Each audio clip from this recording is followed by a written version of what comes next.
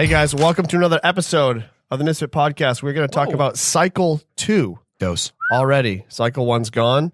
We're deep into the season. It happened like in a blink of an eye. Poof, gone. Before I give you all the very important secret announcements and tips and details and everything you need to know, Drew's going to tell you something else.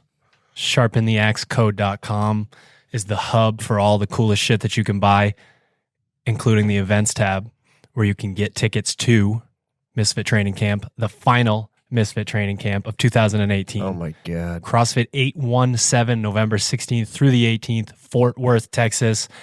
There's going to be a big group of stars and games athletes and all that stuff, but we don't want to announce names and then have it not be true.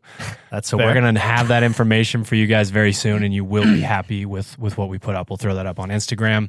We've got a lot of new stuff in the store itself. Hunter's rocking the Sharp right now. He's not feeling as good about his midsection, so it's the full length, but we do have the crop. Listen, guys. He's a little soft. This is a large for the record. So? Yeah, it's about 3 sizes too big. Listen. It's baggy. You're hiding your gut. That's Drew's point. He's got a belt on underneath that hoodie. Yeah. So we have those. We have the Block Party long sleeves. We have the Rest Day shorts, which are now in black. In my opinion, the most comfortable shorts in the entire world. What? New socks. What? New socks. Oh, stop. I want to talk about these socks for a second. Talk about them. The purple ones? No. Oh. The black ones. That Yeah. Are they coming out now? They're out. They're They're out. bro. Okay. They're out. So Get 'em. I'm super picky about socks, extremely picky about socks, to the point that I sometimes don't even wear some of the socks we get because they're not the right material. I have a very specific material I like in socks and a very specific cut. Finally, we have the perfect sock that we've ever made. It's similar to the dry fit sock that a lot of people tend to wear, that company that makes that black dry fit sock that everyone loves. Rhymes. Their logo is Rhymes super with- recognizable. Yeah. Rhymes with Schmikey. They're very similar Thems. to that. And in fact, they're actually more comfortable the first time you put them on than the other one. So I stole like dozens of these socks before they went on sale to make sure that I have a pair for every day. So if you miss out on these, you're just an idiot. You're a joker. I'll leave it at And that. for any apparel They're nerds out there, amazing. essentially, we had our logo woven into a true woven sock. The typical sock nowadays is it's a white sock that gets printed on. Right. And that's what makes it maybe look really cool, but could also change the feel of it a little bit. So the new Misfit socks that were released last time, the purple ones, and Yep. the black Axe socks are, holy cow. Yeah. You're flexible, mister. Yeah. The You're purple lit. ones are Take good. note, the Sherb. black socks are legit. I'm going to wear Black those socks are legit. like every day. You heard it here first. Also a little bit lower cut, so Yes. you don't have to like A little. roll them down Just a little, your shin. which is perfect. Yeah. Right. You can wear them with pants and shorts very comfortably. It's literally the perfect sock. I couldn't believe it when I put them on because I'm such a naysayer about socks. And I put them on. I was like, oh, It's all about the material. So That's what it's all about. we So you got the this. testimonial, sharpentheaxecode.com, gear, camp tickets. What else do you need? That's really? it. What I think else do they you need cycle too. that's right. Yeah. Doing this. Yeah. I forgot. Sorry. Let's do We're good. that. Let's do it. All right. So cycle 2. If this is like your 3rd, 4th, or 5th year following Misfit, you're very aware of what cycle 2 is. Quick overview. Basically, we spent cycle 1 trying to build some maximal strength and dealing with some raw conditioning, and really doing gymnastics skill work, some strength work and some skill work with gymnastics. In cycle 2, we start to kind of blend things together. So we focus a little more on the actual Olympic lifts, less on the skill of it, and more on actually Olympic lifting, which means we take that kind of raw strength and we start to add some speed to it, which is very important this time of year. The conditioning starts to be intertwined with other movements. So instead of just focusing on bitch work, monostructural, we're going to start throwing in gymnastics. We're going to start giving you interval pieces. We're going to start kind of putting together your game into something that would be tested in a functional fitness competition. We can basically say CrossFit now because CrossFit is encompassing every competition ever Seems like these it, yeah. days. They're taking them all over. So in CrossFit. So we'll go through each column and we'll talk about the things that you should be aware of, and then we'll talk about kind of how people have attacked them in the past and how we expect people to attack them. And we're going to start with strength, and I'm going to kind of, Drew's very familiar with the squat cycle. He wrote it. So you want to talk about the back squat? Yeah, this was the back squat cycle that took us the longest to get dialed in. I think this might be year 3. This is either year 2 or Sounds 3 right. 3. of this one. And it took us a while to dial it in because the athletes that follow are not Olympic weightlifters or power lifters. So that exact same one-to-one relationship of both volume and what reps work and what percentages work had to be kind of figured out. And I think that the jump from trying to do that sort of West Side style to going back to the triples, but having that one rep before you get started with your triples, that's supposed to be a little bit more of like an overload set that gets you really kind of ready for the 80% that goes all the way up to 90% through the cycle. That's what made the biggest change. And for all the people out there that really like that cycle 1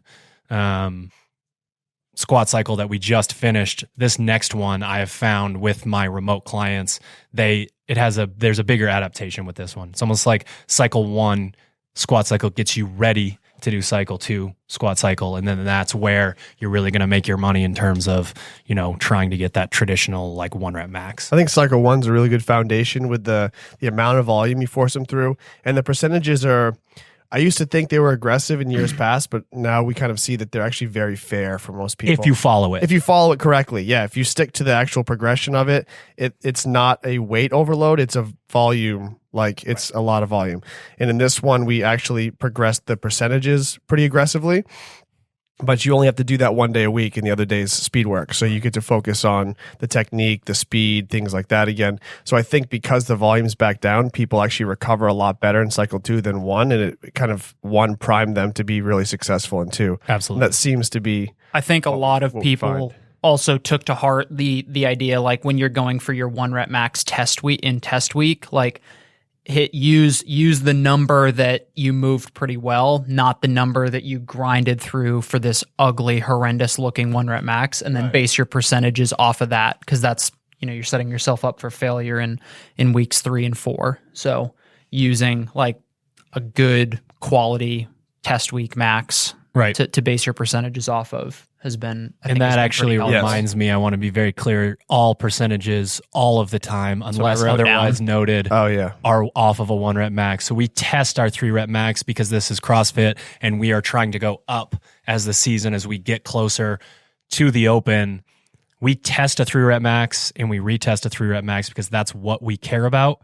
The percentages within the cycle are for your 1 rep max. Yep. And just 80% to be clear, of your 1 rep max. That goes for any lift we ever program. If we add a percentage, it's based on the 1 rep max of that specific lift. So if we even say like percentage of hang snatch, it's the 1 rep max hang snatch. Right. We will specifically write percentage of 5 rep max hang snatch if it's otherwise or whatever. And that really only happens typically in cycle 3. Correct. We do the 90% of the 5 rep max because if you went to do 5x5 at 90, good luck. But we specify that. Correct. Exactly. Percentages are always at 1 rep max unless explicitly explained otherwise. And then one other caveat on that, when we're doing the heavy back squat day, you're working up to a heavy single and then backing down to triples at 80%. And that, again, that is based off of your 1 rep max, not the heavy lift that you just found, correct? Correct. Yes. Yeah. Okay. Yes. And then on top of that, we're going to switch from the more traditional deadlift back to the sumo deadlift for a cycle, 3 6s and 9s, just to get some pulling in there, just to complement some of the other things we're doing. We do have a little bit of a strongman focus in this cycle. I wouldn't say a focus. It's just like a little bit of strongman work thrown in there just to mix it up. And really, I have this like obsession currently with people moving heavy sandbags. I just keep seeing them come up in competitions, especially the ones that we expect to see CrossFit kind of lean on with all the sanctioned events. It's much easier for these events to get things like D-balls and sandbags. Yeah, you need then versus all these plates and all these barbells and clips and all these judges changing weights. Like you have standardized weights already set out for you. Correct. So I fully anticipate that we're going to see a lot more sandbag, D-ball, odd object, things like that because it's easier to make events out of. And they're frankly just terrible to deal with. So they really do sort you out pretty quick. True function. So there's 2 things you can really see there. You can see that the athlete has, some athleticism, which some CrossFit athletes have been accused in the past of not having great athleticism. Right. And this forces you to kind of adapt on the fly. And two, you can see it kind of in the last few years of the CrossFit Games. Athletes who you thought were front runners for the podium really struggled with strongman type movements and have kicked them out of whatever position they thought they were going to qualify in or get to. So, to be truly prepared for this, you have to be having this type of training in your thing. And I think for a long time, strongman stuff got neglected because, we did a lot of front squats, overhead squats, back squats, but you didn't see this type of stuff. So you can get so skilled with a barbell that you can defeat the weight by being skilled. True. You can get skilled with a sandbag or a yoke or farmer's handles, but you cannot defeat them with skill. You must move them with athleticism and power. I think the same way you said you can get skilled with a barbell, like that adaptation occurred because CrossFit forced you to use the barbell for so long for so many things that you're like, I have to move well or I'm going to move less weight than anybody else. Right. The same adaptation can occur with the sandbag or with the yoke or something like that. You just haven't put the time in yet. So here's an opportunity to get some of that work done so that now it becomes more about skill work versus just I haven't seen this or I haven't experienced this yet. Yeah, for sure. So we'll see strength pieces, like specific strength pieces where you're moving sandbags, yokes, farmer's handles, things like that. And you'll find a lot of just really terrible sandbag pieces in the accessories and conditioning. They're just sprinkled in all through the cycle. Everything from 70-pound sandbags all the way to 200-pound sandbags, depending if you're a guy or a lady or doing hatchet or doing whatever. I saw Hunter order his 70-pound sandbag yesterday. So oh, really? Yeah. Okay. It'll fit in that. It'll fit in that large sweatshirt. I don't know if you're like insulting him, but I was just like, I was low key roasting him, but it seemed to matter. Oh, that's awesome. I'll have a sandbag I can pick up now. That's going to be great. You can make a 70-pound sandbag hurt pretty good. Yeah, no kidding. Yeah, you could do 50 squats with it. Hey. Yeah. Like squat to and down to the sandbag. That's like a medicine ball. Oh man, I can do that. So anyway, there'll be a strongman bias specifically with sandbags and a lot of farmers carries as well. Olympic lifting, like I mentioned, we're going to start going from the floor. We will have quite a bit of warm up built into the Olympic lifting on top of the standard warm up we give you guys. We do want you to be really warm and moving through good range of motion before you take on these percentages. The singles get heavy. We don't like people failing, and people like to jump up way too fast to their 85, 90 plus. I'm a big fan of this too, because one thing we do at training camp is talk about how important it is to warm up for something like this. If you have an Olympic lifting piece, a lot of people are like, I'm going to do 135, then 225, and then I'm going to start my percentage work, and don't really spend the time. And I'm actually like a big fan of how this forces you, because it's just written down. Like, instead of you thinking about doing it, it's now on paper, and it's on paper, I got to do it. It's a rule. Exactly. It becomes a rule. Exactly. And I think that forces more people to spend the adequate amount of time to get ready. Yep. And it's not a lot. It's like 8 warm-up reps essentially. But if you don't take them serious and move through the range of motion, then it'll affect everything else. So yeah, you'll be doing a lot of that. There'll be optional like overloads of clean pulls, snatch pulls, clean deadlift, snatch deadlift, things like that if you really need that extra volume. I'm going to kind of talk about the WODs and intervals quickly. The WODs and intervals are very similar in the sense that they're obviously CrossFit based, like, I mean, what's new with us? You know what I mean? The intervals have 2 specific rules that the WODs do not. The intervals have 2 styles this cycle. One will be rounds with rest. So just like a traditional Metcon, you have rounds, 3, 4, 5, 6 rounds. And after each round is completed, you'll have X amount of rest based on the intensity, the skill, the recovery needed to do. Yeah, the focus of the piece. Exactly. The other style of interval, which I really like for this time of year, is that you'll finish a short AMRAP with max reps of something. That can be a max distance handstand walk. That could be max distance on a bike erg. That could be max handstand push-ups. It could be max rope climbs. You name it. You're going to finish an AMRAP round with as many as you can in that particular movement. It's kind of built in the same vein as I think it was cycle 4 last year where we ended on a monostructural piece for max distance, whether that was ski, bike, or rope. But now we're just doing rest it for built in. So yeah, exactly. Yes. So this one has rest. We've been doing this format for a long time. And I think that cycle 4 last year was stemmed off of this. Yes. So we want to give you rest now so that you can, if you're going out too hot and you blow up, you learn. If you're coming out too easy and you have more in the tank each round, you learn. If you need to be more proficient in a particular movement because things are going downhill quick, you learn. Later in cycle 4, when we want to allow you to move and recover at the same time before starting over, I don't think we're quite there yet. We're still in like the rebuilding phase. So I want to put rest in whenever possible to give somebody the greatest opportunity to try again and try again. Yeah. With these type of intervals, are they going to be all 3 different style ending with either monostructural gymnastics or barbell? There's not a lot of barbell, but there's a lot of monostructural and a lot of gymnastics ending. There's not a ton of barbell. The thing with this is gathering information, not just going into it and seeing how many reps you can get and like having that amnesia and kind of moving on.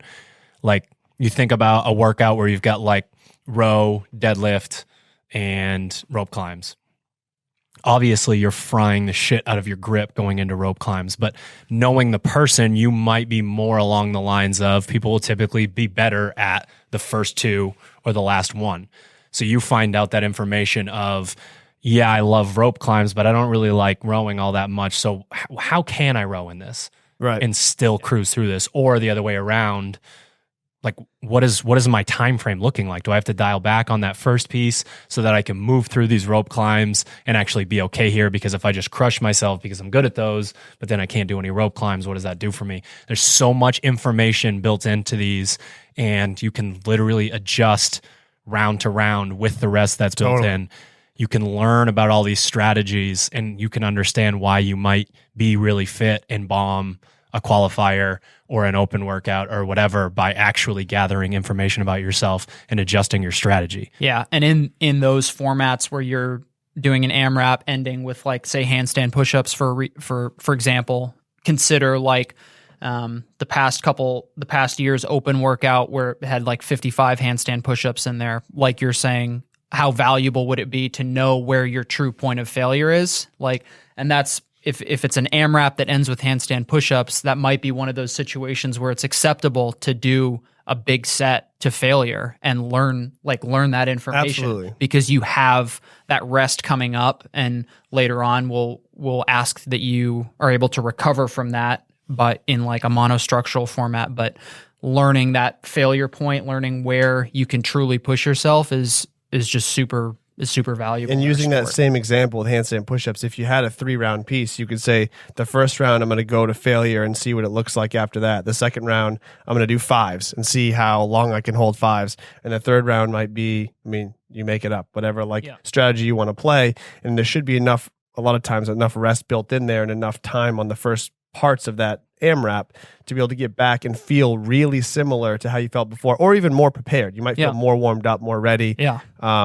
So I think there's a lot. Yeah. If you think about this stuff and you plan it to kind of learn, like you said, the most you can about yourself and how things affect each other, like you could make one workout 3 completely different pieces is the way you attack it and see what works best. I think a lot to say to that is just, you actually said it before I was going to say it, was that you have the opportunity here to take or look more into your training versus just be like, this is what they say and I'm going to do X. Like you have the opportunity to sit down and go, this is my opportunity to figure out what is best for me. Right. And I think a lot of athletes just kind of go blindly through that. And they concern so much about their score. They don't care about, are they learning something? Like one thing as a remote coach that I really try to stress is like, I want you to perform at your best, but I also want you to be willing every once in a crash and burn and play it safe. Like those are things you have to do in your training to really grow as an athlete. And often as a coach, I'm going to be like, go to the one that you don't like. Do the one you don't like. Skip the one you like. If you like 5s, go for a max set. You like max sets? Small sets. Like you just got to change it up on them. And that's why our open strategy videos aren't what people want them to be. That board up here, you do 3-3-3, rest 1 second. You do 2-2-2, you rest 7 seconds. There's nuance from athlete to athlete. And even though we might get more views on our YouTube channel, we're not going to do that. We're going to ask you in cycles 1, 2, 3, and 4, and the whole year to figure out what you're good at.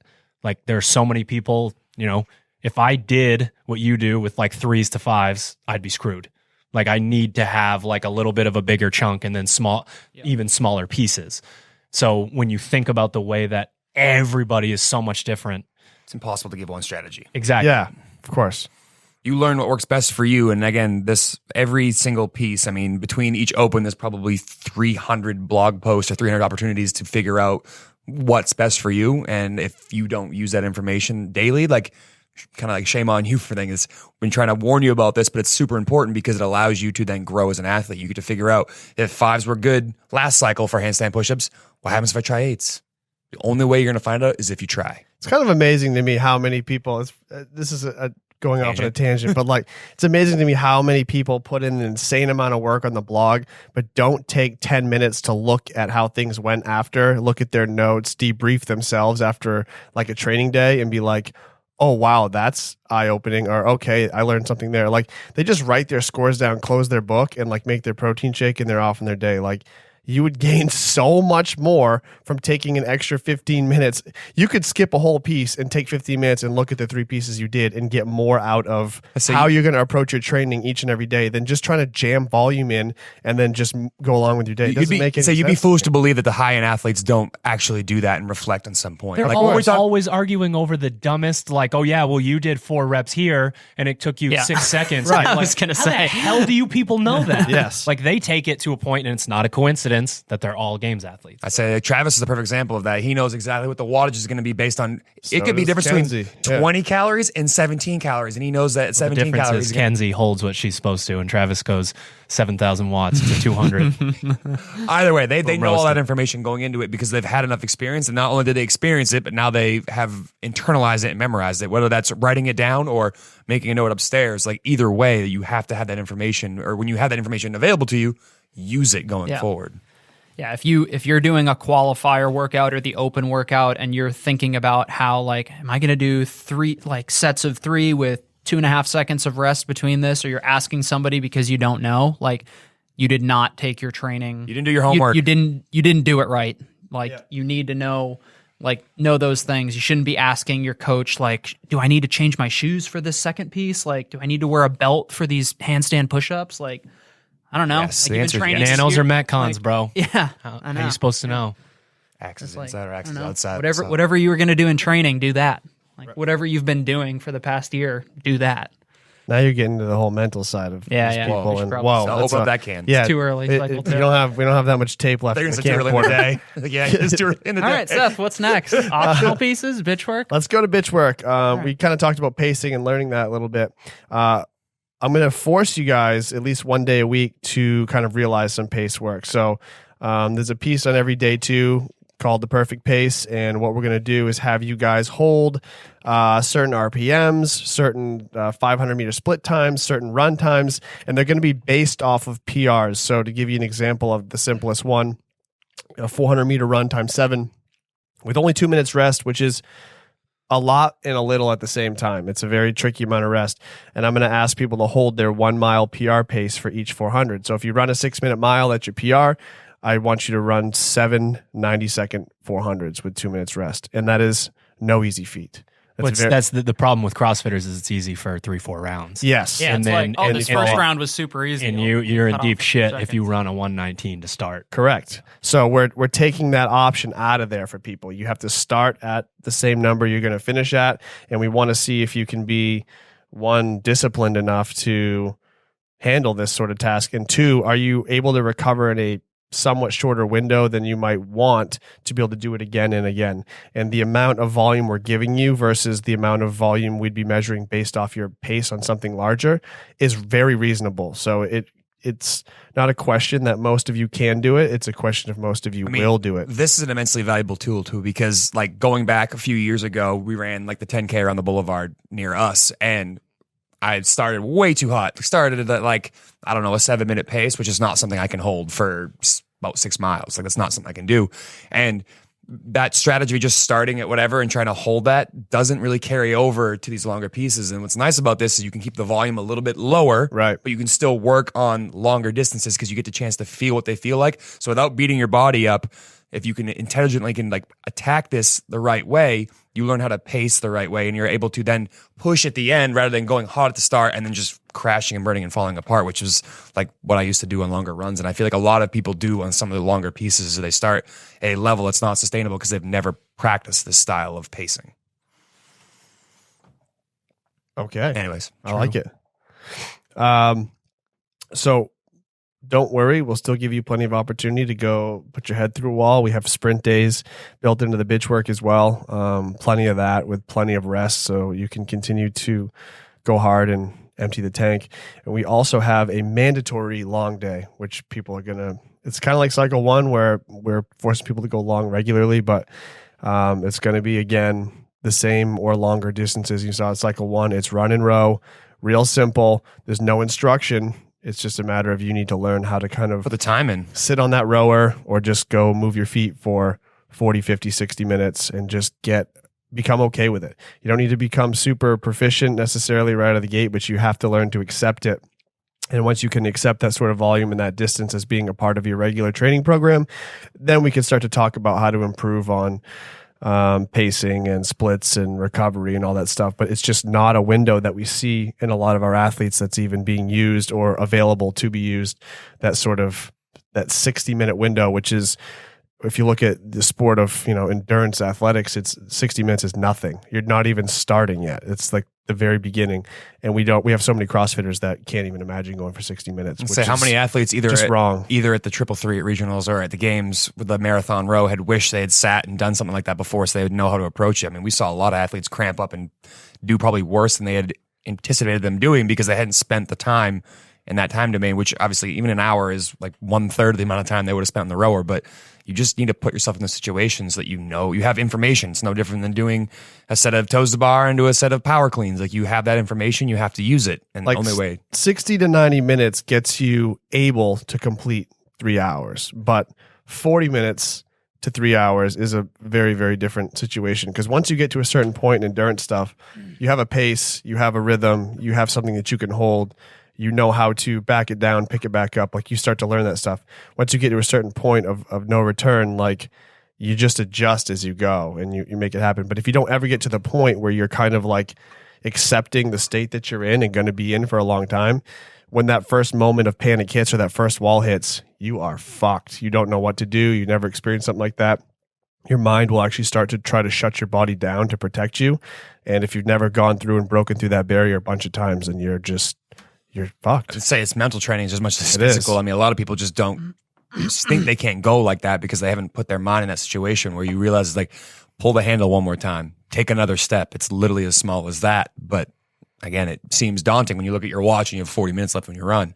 But until you do it, you're not going to get comfortable doing it. And it will be tested. Like we've seen that there is effectively no time limit, especially when you get to the higher level competitions. Like if you're not prepared to sit on a machine or be on the pavement for an extended period of time, you're not prepared. The fact that they got rid of regionals and they did the 333 this year, they were headed in that direction anyway. These third-party competitions don't give a shit. No, Dubai, you can expect a fucking so they can full invite 10 try. people and have them do a 20-hour marathon. Well, I don't care. The games can be crazy, but I'm talking about before you even get to the games. Like I That's don't know what the Dubai thing. Yeah, the Dubai thing. Cut down to small you fields. You could see a half Ironman Dubai. Like they want to push you to they want to set that long ass swim in Miami. Like that's easy. It could be done. Yeah, a lot of things can be done, and just anyway. Again, oh my god, can you imagine?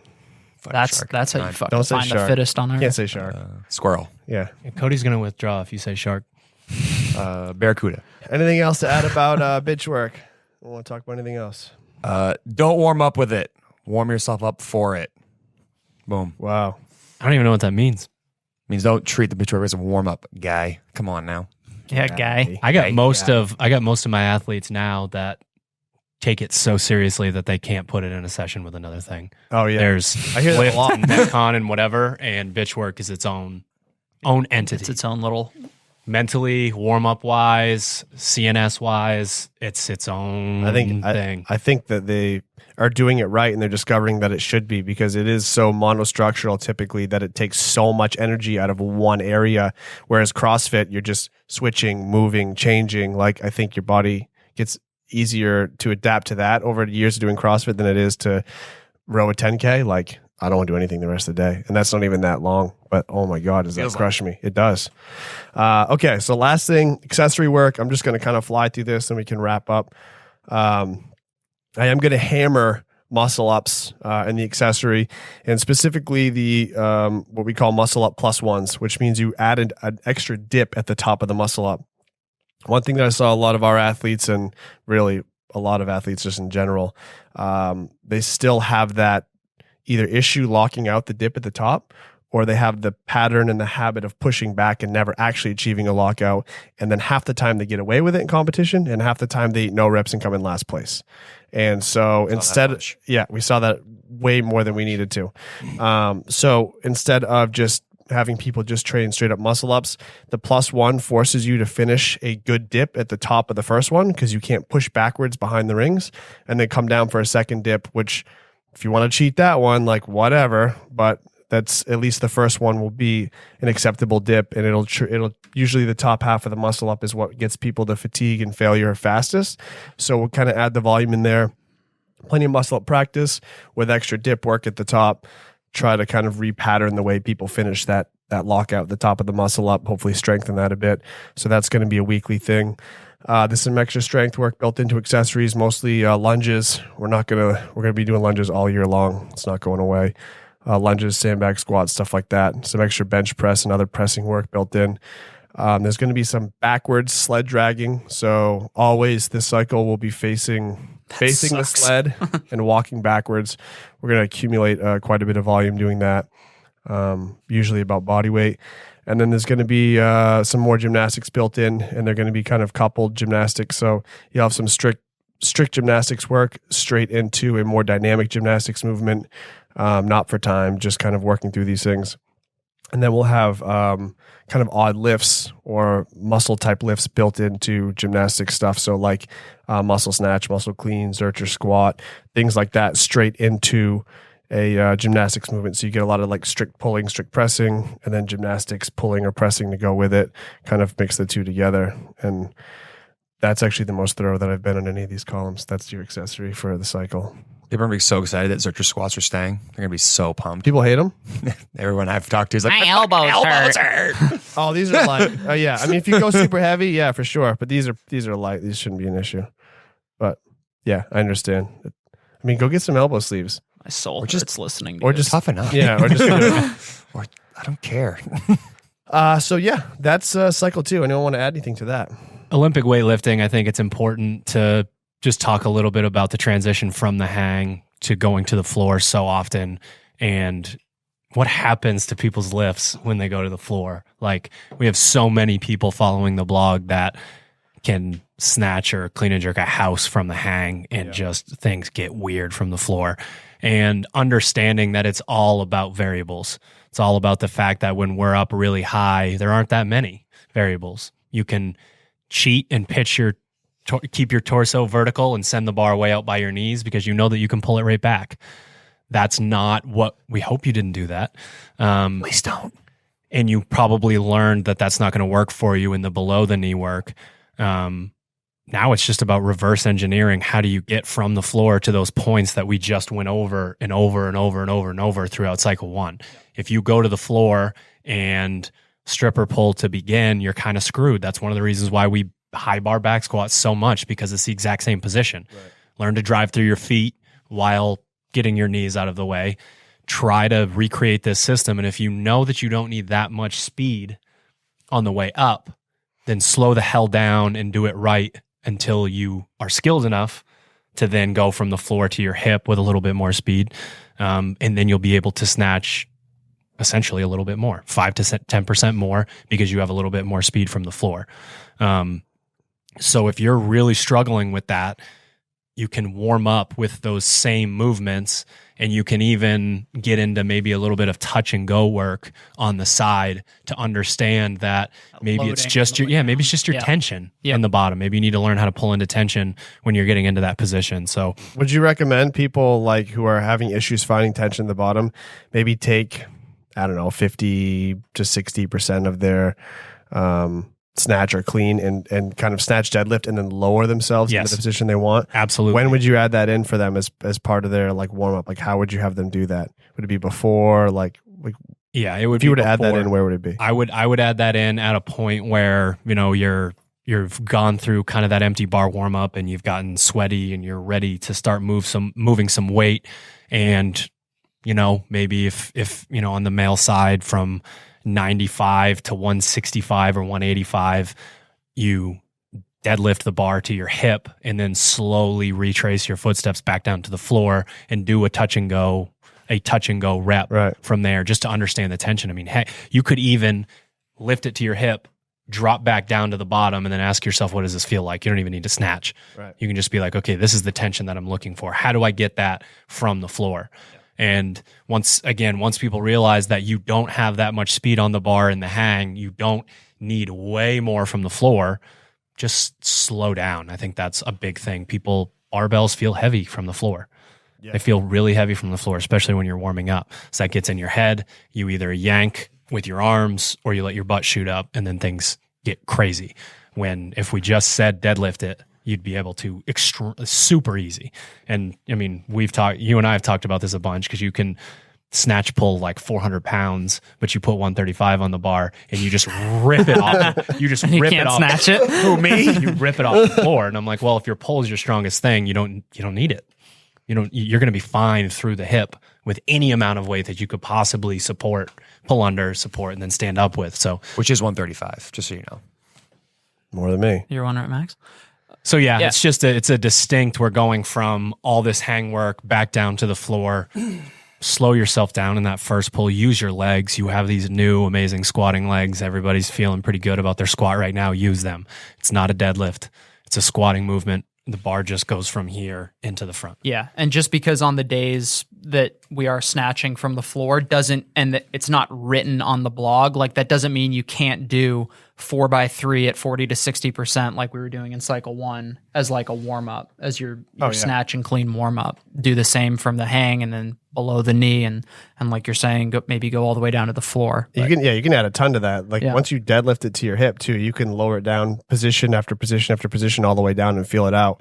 And once you find those positions, one of the things I really like to do to warm up is the snatch or clean lift off, where you just basically lift to your mid shin or the front of your knee and you just pause there with the weight. One, you'll know right away if your glutes are activated because you have to hold in that position. It's very uncomfortable. And two, if your weight's in the wrong position, it's going to pull you in one direction or the other. Like, set up a camera and look at where you are in your positions. It's worth spending the extra few minutes if you have the time in the gym to work on the positions before you hit your 7x1 at 90%, because no one cares about your 90% lift that you're swinging around your body and jumping 12 inches forward to catch. Like, that's you've hit your 100% at that point, because you're not going to make any progress. Jack your heart rate up a little bit in a competition, and that lift is not, you don't catch it. Right. Not there. Yep. Exactly.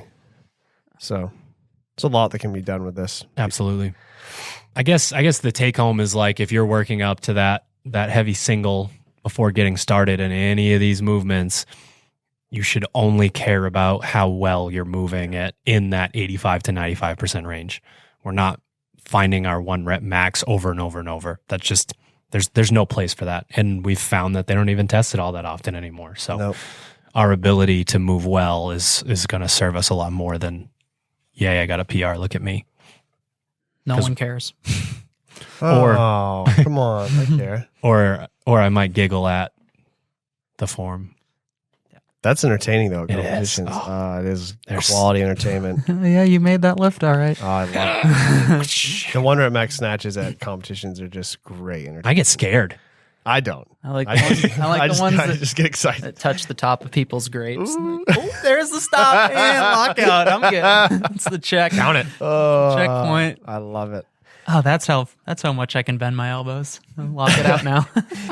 Anything else that jumps out at someone? I feel like we pretty much covered it. There's not a lot of new stuff. We talked about the biases. It's going to be People that are scared about what's going on in CrossFit, keep training, run hard and do Metcons as fast as you can, and get as many reps as you can and lift weights. Yeah. And that's what we were here doing before. That's what we're going to be here doing now in the future, all that good stuff. So I do just want to talk masters real quick, even though it's not all that different from what you have. What you got? So for our masters, like I just said, it's going to be very similar to the blog.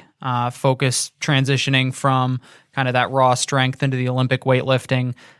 Be doing that 3 times a week with 2 back squat sessions per week. Again, very similar to the regular blog.